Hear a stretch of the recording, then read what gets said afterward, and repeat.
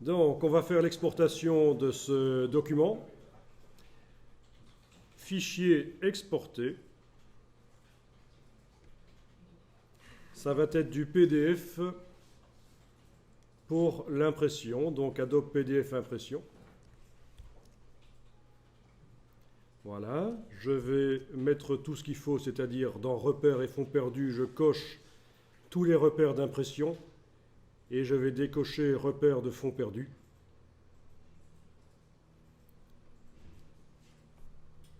Dans fonds perdus et ligne bloc ici, vu que je n'ai pas prédéterminé ça dans mon document, je dois le faire manuellement, je vais indiquer 3 mm de fonds perdus. Et donc voilà comment ça se présente ici. Compression, ça va être réduit à 300 pixels par pouce. De toute façon, le document Illustrator, il faut le transformer en pixels. Donc 300 pixels par pouce. OK. Général, je peux demander d'afficher le PDF après exportation, c'est pas plus mal. Dans Général. Et alors, c'est à sortie que je vais dire que je fais la conversion vers du CMJN. Donc sortie, je vais indiquer convertir vers la destination. Alors j'avais choisi une Pantone pour papier couché, pour papier non couché. Ça veut dire que je veux imprimer sur du papier non couché. Donc l'imprimeur vous dira si vous devez faire une conversion vers de l'Euroscale Uncoated ou un format plus récent, une norme plus récente comme le Uncoated Fogra 29. Tout ceci n'a de sens que si votre écran est calibré. Si vous avez un écran qui ne vous montre pas les bonnes couleurs, on est en train ici d'essayer de conserver les bonnes couleurs à l'export PDF, mais si votre écran de base est foireux, on est d'accord, hein?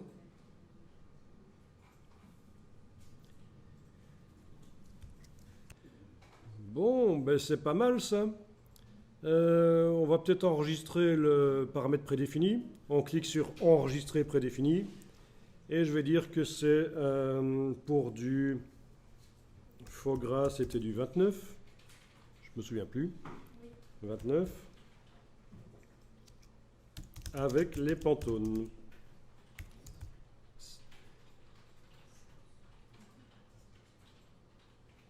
OK. Voilà, donc je le retrouve dans la liste là-bas des pré-réglages. Et je clique sur exporter. Et ça va s'ouvrir dans... Voilà, ça s'ouvre dans le logiciel de lecture PDF, donc Acrobat. Et il y a tout ce qu'il faut pour que ce soit imprimable correctement. Ça va donc être imprimé sur un format plus grand que nécessaire.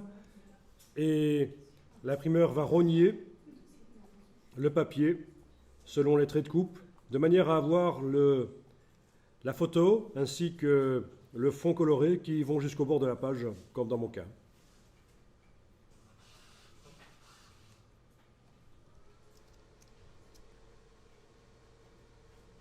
Et c'est donc bien net.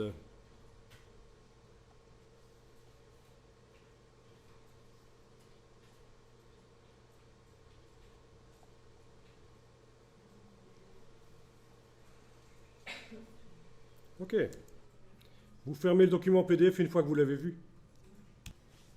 Je recommence en export. Là, je vais indiquer que c'est sans les Pantones.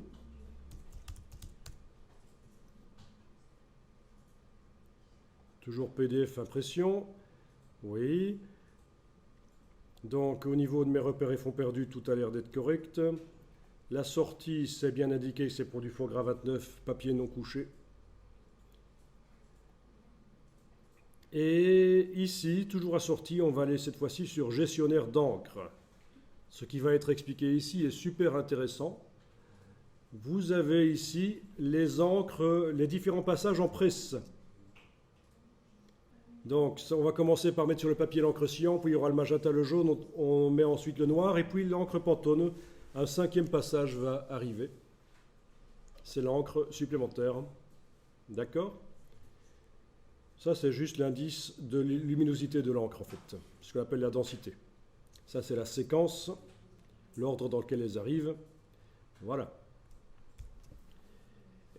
Les couleurs Pantone, si vous voulez, vous pouvez les utiliser juste parce que vous trouvez que c'est sympa de choisir des couleurs dans un nuancier, mais vous n'avez peut-être pas nécessairement envie de payer plus à l'impression, vous voulez imprimer en 4 couleurs. Eh bien, c'est là que ça va se passer. Si vous cochez quadrichromie, vos encres Pantone vont être converties en quadrichromie. Regardez ce qui se passe avec la petite icône ici. Quand je coche quadrichrome, ça devient une encre quadri. Donc ce sera 4 passages en presse en fait, au lieu de 5. Si j'avais utilisé plein d'encre Pantone, ça me fait plein de passages en presse supplémentaires. À un certain moment, c'est ingérable évidemment. Et donc voilà, vous pouvez très bien travailler avec des Pantone dans Illustrator, dans InDesign, et décider qu'au final, non, ça s'imprime en quadri. Bien entendu, elles seront moins vives, elles vont perdre un peu de leur... surtout si vous avez utilisé du fluo ou des choses comme ça, c'est sûr que ce ne sera pas la même chose en quadri. Mais donc c'est là que ça va se passer. Ok, je vais mémoriser le paramètre prédéfini en indiquant que cette fois que c'est... Donc du faux gras 29 sans Pantone.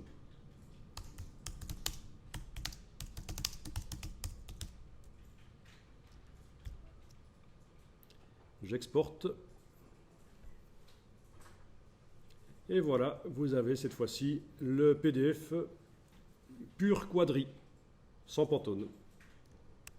Donc vous voyez, c'est technique, mais au bout du compte, il y avait quand même quelque chose d'intéressant au niveau de créatif. La possibilité d'utiliser, de choisir vos couleurs parmi la gamme Pantone, de les choisir dans le nuancier, et malgré tout, à la fin, elles s'impriment en quadri, en sachant qu'elles vont donc ternir. Certaines couleurs qui sont vives dans le nuancier Pantone terniront, mais bon, pour un export RVB, elles vont garder leur couleur vive. Hein. Si par ailleurs, en plus d'imprimer, vous faites un affichage sur le web ou sur des écrans.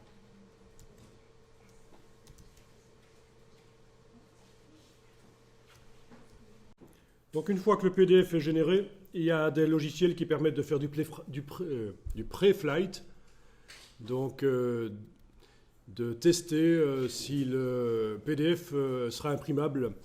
Mais Acrobat Pro, qui est livré avec la Creative Suite, permet de le faire aussi. Donc c'est ce qu'on appelle le contrôle en amont. Oui, c'est le pré-flight, donc le vol de test en fait, hein, le vol d'essai, on appelle ça. Édition contrôle en amont. Là, il faut choisir dans la liste des sorties vers quoi on veut sortir. Impression pré-presse, en fait, voilà. Offset feuille à feuille, ton direct. Analyser. Et là, ça va me dire qu'il y a des problèmes. Non conforme à la norme Intel, ben forcément, j'ai fait un export PDF qui n'était pas vers cette norme-là. Je n'ai pas choisi ça. Épaisseur de trait inférieure à 0,124 points. Ça peut poser des problèmes, en effet. Bien, ça c'est pour la version mon PDF sans Pantone. Si j'ouvre maintenant le PDF avec la Pantone et que je lance l'analyse, voilà, et il me dit, là il me parle d'un ton direct, le Pantone. Ça c'est la première version dans laquelle je n'avais pas converti la Pantone en quadri. Il me dit qu'il y a un problème avec le Pantone. Suffixe U au lieu de C, ben c'est parce qu'en fait le profil sur lequel j'ai testé, c'est un profil de presse avec papier couché, et il dit que c'est pas normal qu'il y ait un Pantone non couché dedans.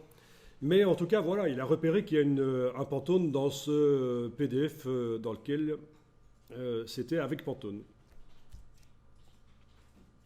Ok, l'autre, le premier que j'avais testé, sans Pantone, il ne m'avait pas parlé de Pantone. Le deuxième, enfin celui-là, qui avait une Pantone, il me parle de la Pantone. Donc ça a marché, on a donc bien réussi à l'export PDF à, dans un des deux cas, convertir la Pantone en quadri. Alors maintenant, tout ce qui est pré-presse, ça devient un métier à part. Disons que c'est moins créatif, c'est plus technique et vous pouvez faire appel à des gens qui vont vous aider pour ça. Vous n'êtes pas obligé de connaître tous les détails là-dessus. Et ce sont des métiers quand même qui sont un peu scindés. Vous avez le graphiste, puis il y a l'imprimeur, et entre les deux, vous avez le bureau de pré-presse qui adapte les documents.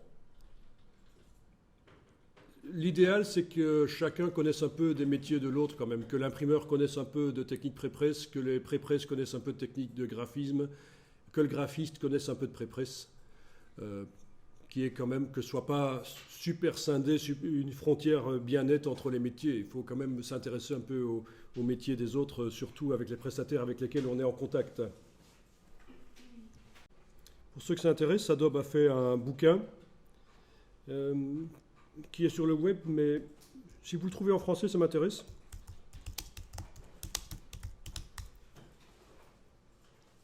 Voilà, j'ai tapé Print Guide Adobe et je tombe sur un PDF de Adobe qui explique donc tout ce qu'il faut savoir. On revient un peu au site web que je vous avais montré tout à l'heure sur YouTube, qui donne les bases en fait. Ok.